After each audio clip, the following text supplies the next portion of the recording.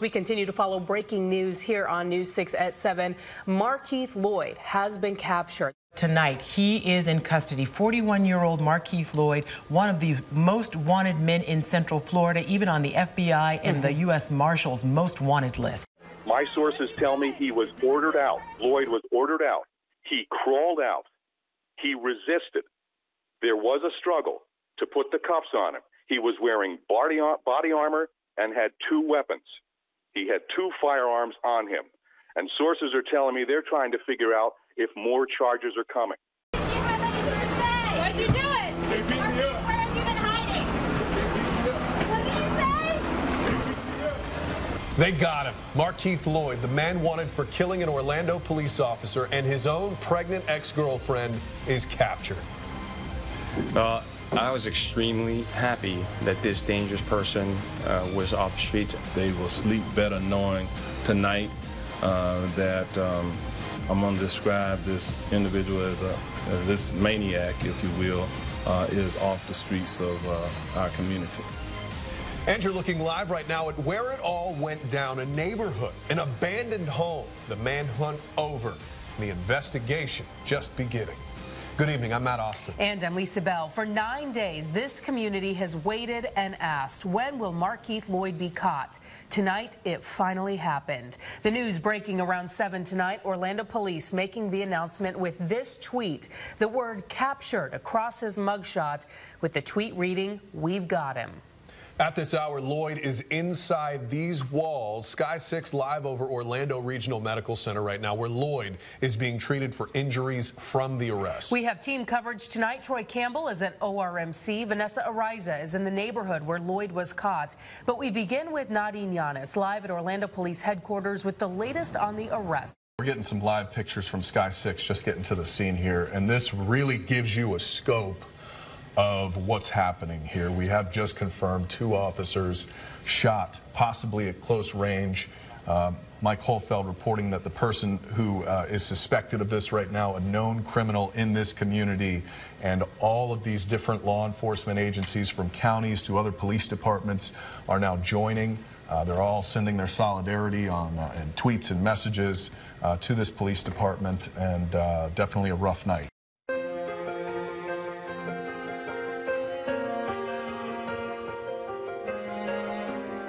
Tonight, tragedy in Kissimmee. We have just learned the other officer shot last night has also died.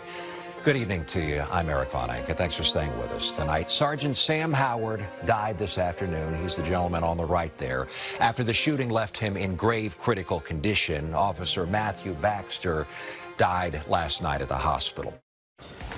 Continuing our live team coverage of the airport standoff tonight, we're hearing from a witness who watched it all unfold. She was inside the terminal and recorded some of the chaos. News 6 reporter Troy Campbell joins us now live with her story. Troy? Well, Lisa and Matt, this is Dory. She works at the airport, and I had just heard her story. So, of course, I want you to give us, again, in detail what happened to you. So you were actually in the bathroom at the time. Take me through it. I just came out of this bathroom right here. I heard yelling. I thought it was just a customer yelling at a rental agent. And I saw people started running around, dropping suitcases. So I'm like, oh, this is a little bit more. So I started walking back into the bathroom, and then I thought about the pole situation. I didn't want to get trapped in the bathroom. So I came back around, actually to this corner right here, and to basically leave the situation, but then I saw the guy right there, and I just kind of froze. I didn't know what to do. The guy had the gun to his head, telling the cops to shoot him, and yeah. So the videos that we've been airing, some of your videos here on News 6, those were filmed from right here. You were standing right. One of them was. It was from right here, and so the cops kicked us out, and I went back there, and I had another shot from a different view. And then what can you tell me about how officers spoke to you when they let you know it was time to get out of this area? Oh, they just like, get out now. Like there was nothing. They would want to make sure everybody was safe.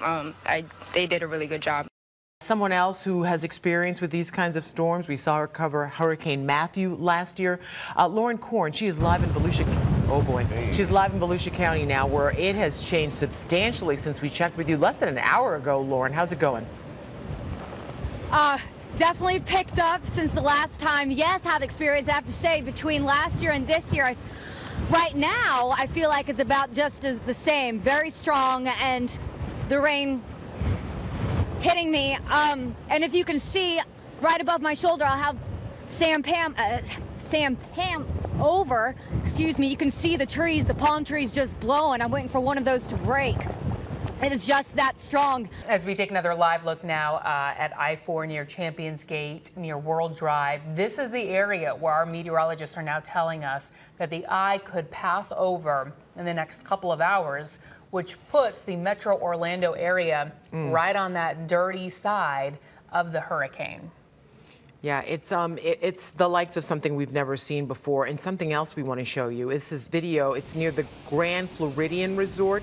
This is on Disney property. Remember, they shut down, but the people who were there had to stay there. But look at that, and let's listen for a second, see what we can hear. Woo! Holy crap! Oh my goodness. That's in our backyard. It's right here. We threw on the spinner so you can see just how much is still rotating, but our tornado threat is lifting farther to the north. See that? Once the eye gets up here, most of the tornado threat checks out. But the threat from the hurricane itself is now the real deal, and it's right here. Standing out there, and we saw two swirls coming this way, and they kind of converged at the same place and went over the top of us. And that's all this. How's your home doing? What kind of damage are you looking at? The shed roof is gone. The neighbor's roof penetrated our roof. His living room roof is gone. Her roof is gone. His carport is gone. Yeah, there's a lot of damage. News 6 is getting results and driving change. Tonight, lawmakers officially filed a bill to make texting while driving a primary offense. Good evening, everyone. I'm Ginger Gadsden in for Matt Austin. And I'm Lisa Bell. So that means if the bill is passed, you could get pulled over just for texting. It is the result of a 14-month-long mission by our own anchor Matt Austin after he was hit by a young man who police say was texting while driving. Now, I can't tell you everything that happened that night because my baby's car seat slammed so violently into the back of my head, it knocked me out, gave me a severe concussion, and 10 staples in my scalp. Since then, Matt and our News 6 team have been to Tallahassee pushing for stronger texting laws. State lawmakers say they needed to see the data, so we gave it to them. And as News 6's Nadine Yanis reports, we are now getting results. She joins us live now. And Nadine, Matt really worked with a state representative who had a personal mission to make the roads safer and got this bill filed today.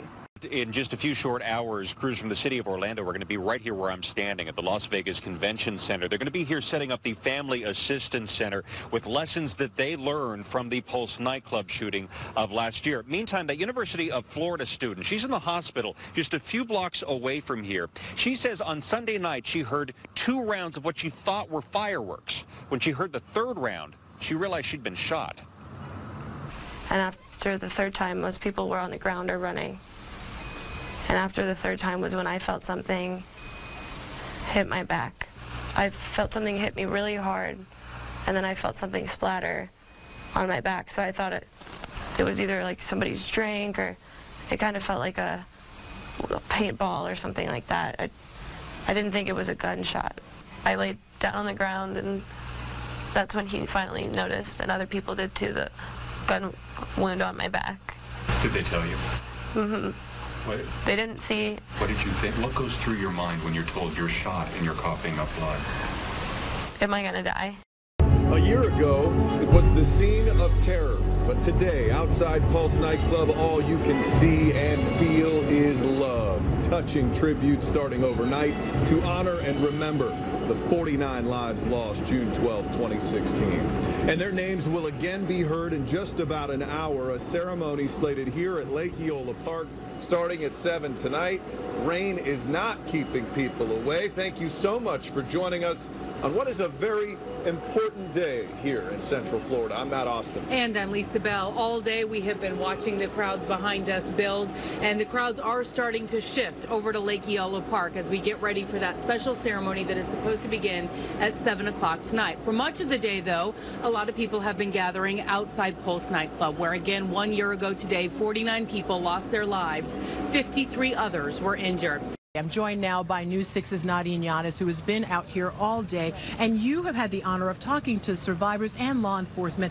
Who these guys, they were working and surviving that night. Right. They have not had time to grieve. No, they haven't. Those officers were working nonstop, several shifts. Those survivors, many of them were in the hospital, and they tell me that they just wish that they were together with the community when those vigils were happening 1 year ago. That is why they're back here today, and many of them still struggling say they came here surrounded by all of this, hoping it'll help them heal. There's no hesitation. We just ran and helped the first people we can come in contact with. Orlando officer Allison Clark was one of the first to run up to Pulse as victims were running out. You could hear the last few gunshots as we were approaching the front of the club. And 1 year later, she's back at the corner today, saying this last year has been a struggle. No, I can't believe it's already been a year. But with tears in her eyes and a crack in her voice, she says seeing rainbows instead of crime scene tapes surround the building is healing. A year ago, I wasn't able to be with my community and to mourn with the gay community. And being here today and doing all these things is going to be very healing for me in my recovery from PTSD.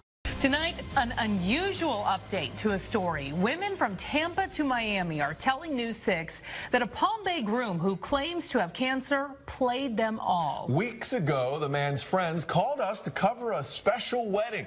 Lost loves reunited. The groom had just weeks to live, we were told. But as News 6 investigator Mike Holfeld found out, that's not the whole story. He has been digging into this, and he joins us with more. This is unbelievable, Mike. All I can tell you is my head is spinning. I've never seen anything like it. Hi, everyone. Ken Boyer's friends tell me he is inspirational, a man with stage 4 cancer defying the odds. But after the story of his wedding aired, we started hearing from women who say Ken Boyer loved them all and conned them all. It was a tale of long-lost loves reunited. Yes, I surely will. The groom told his softball teammates his cancer was terminal. I've had a really good life. God's been good to me, and if this is my time, then it's my time. The story made headlines in the New York Daily News and the UK's Daily Mail. But as the couple sealed their love with a ring and a kiss... He's very good at what he does. Very, very good at what he does. And it's an art. What does he do? Master manipulator, con artist. A tale of an alleged romance runaround suddenly emerged. He loved every single one of us, and he loved us all from the second he laid eyes on us. It turns out Ken Robert Boyer allegedly professed his love to a lot of women and told them all he had stage 4 cancer. I was his Jamaican princess. That's Cheryl Alvarez. We caught up with her on Skype Monday. She says the two met on singleparentmeet.com. She stopped hearing from him just a few weeks before that May 1st wedding. This man has a way with words. She says there were flowers, a hotel rendezvous, talk of marriage, and then the red flag, a motorcycle trip from Miami to the Keys. Mike, he rode his bike. It was 5 hours to the Keys and 5 hours back. Somebody that's going through liver cancer stage 4 cannot do that. But it was Barb Jones of Brevard County who the women say is the biggest victim. He called Jones the landlady, an old woman who ran a boarding house. Well, Barbara was the lady he lived with. Jones is suing Ken Boyer for $22,000, money she loaned to the man she thought only loved her. I think because he's so used to doing this and has gotten away with it for so long that it now becomes natural. Now, Boyer did text me saying, I'm not denying that they know me. I've dated them all. Nobody said anything about weeks to live. We're done with this. For the record, according to his 20-year-old daughter, he said he wouldn't make it to his birthday. That's June 4th. That's a few weeks away. He refused to offer medical proof of his cancer diagnosis. Our investigation just getting started. News 6 is getting results today. We have partnered with Univision and CareerSource Central Florida to host the Operation Maria Job Fair. News 6's Vanessa Ariza has been out there all day. She joins us now live. And Vanessa, people were waiting even before that center opened. It's been busy out there. Absolutely, Lisa. The doors are locked on the outside, but there are still a number of people who are inside here. We got the latest numbers. Close to 600 people made their way here to the CareerSource Center today. Now, the doors opened at 1 o'clock, but like you said, people were here earlier because they were getting their resumes tweaked, and employers, they were ready. There were more than 40 here ready to hire. It has been close to 3 months since Hurricane Maria devastated Puerto Rico. For the first time, we're getting an up-close look at the devastation and what the island now needs. News 6's Vanessa Ariza towards schools in some of the hardest hit areas today.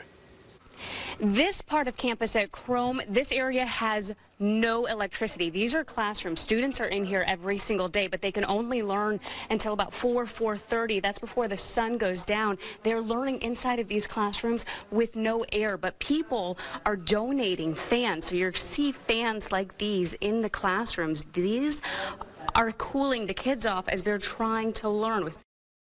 Opiates are very easily fallen into addiction because we don't see them as a problem. They're something that's prescribed to us by someone we trust. It was an FHP trooper who found 2 bodies on the side of I-4 on New Year's Eve. Their bodies limp from a drug overdose. You look at the folks on I-4, a perfect example of a married couple with children. Neither one has a criminal record, but they are addicted to these opioids. Hello? At the end of the day, some scumbag sells and sells and sells this poison, and eventually they die. It's not a guarantee. In addiction, nothing is a guarantee. Tonight, News 6 investigates the opioid epidemic, a crisis not just in this country, but for our community. Exhausting resources, threatening safety, destroying families by a quick fix that proves fatal for far too many. Thanks for joining us. I'm Matt Austin. Over the next hour, News 6 explores the lives of those faced with addiction. Cases like this couple. Their bodies found outside their car on the side of I-4 New Year's Eve. 3 small boys in the back seat of their car, unaware their parents were gone. Right now, News 6 is getting results, helping hundreds of thousands of local students get the school supplies they need. Yeah, we have partnered with a Gift for Teaching and Publix. Volunteers are taking your donations right now, so we want to check in with News 6 anchor Ginger Gadsden, who's standing by in Studio B. And Ginger, a lot of people have already opened their hearts and their wallets to help out this cause. Yeah, and we hope they continue to do so. We have some fantastic partners with this campaign, Matt and Lisa, as you very well know. So we are also thankful to everyone who's given so far, and we are getting closer to our goal of topping what we raised last year. So we're joined now by Dwayne Stevens from Publix. Thank you so much for being here. You guys have been wonderful partners for us. Thank you for that. How's it going on your end? It's going extremely well right now. I tell you, with the collaboration and the partnership and the power of News Channel of News Channel 6, it's been really great, raising awareness. There's a lot of excitement in the stores. We hear our customers buzzing about it. You guys being engaged with us. That's been really wonderful as we raise money for a wonderful organization, A Gift for Teaching.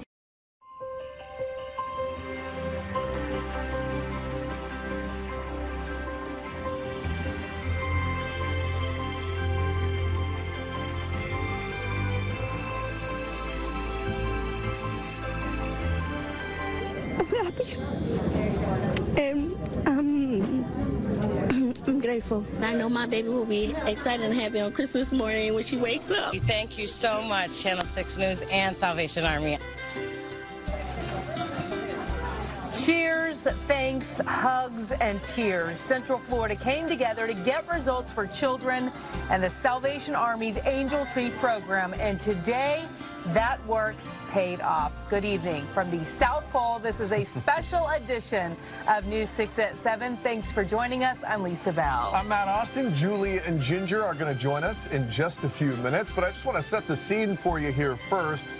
You see these green bags behind us? That's filled with gifts for kids, but this behind us here is just one little sliver that is left. We are in an enormous building that this morning was filled with toys and bicycles for 3,600 kids. Well, now This thing is almost desolate in most places. Let me show you some time-lapse video. Started out, this building was just chock full of those green bags and those bicycles for kids. Well, very quickly, this well-oiled machine came together and volunteers carried out these toys and bikes for kids and really made Christmas for thousands of Central Floridians. And we have seen those parents come throughout the day today to pick up all of those gifts. Ginger has been out all day in another part of the South Pole. She has been outside where those parents have been exiting the South Pole loaded with gifts for their children. And Ginger, it really has been an emotional day here at the South Pole.